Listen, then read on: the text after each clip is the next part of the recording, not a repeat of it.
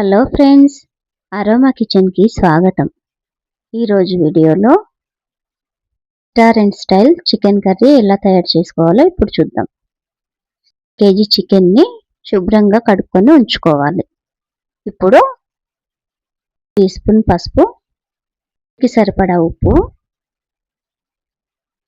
2 tablespoon మిర్చి powder, 1 spoon coriander powder, 1 teaspoon garam masala, 3-4 పచ్చిమిర్చి చీరుకొని వేసుకోవాలి. కొద్దిగా ఫ్రైడ్ ఆనియన్స్, 1 టీ స్పూన్ జీరా powder, 1 spoon ginger garlic paste, curd వేసుకుని ముక్కలకు పట్టేలా మిక్స్ చేసుకోవాలి.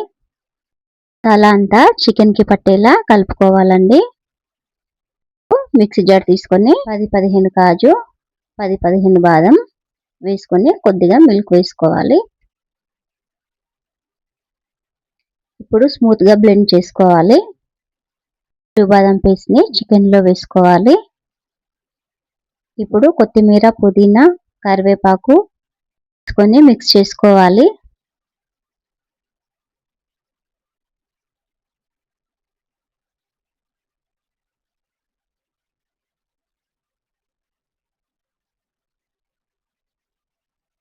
అయితే ఆయిల్ కొద్దిగా వేసుకుంటున్నానండి.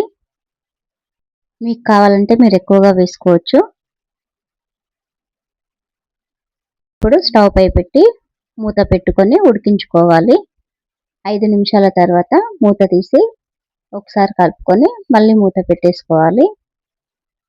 ఇలా మధ్య మధ్యలో కలుపుతూ ఉండాలండి, అంటే అడుగు పడుతుంది.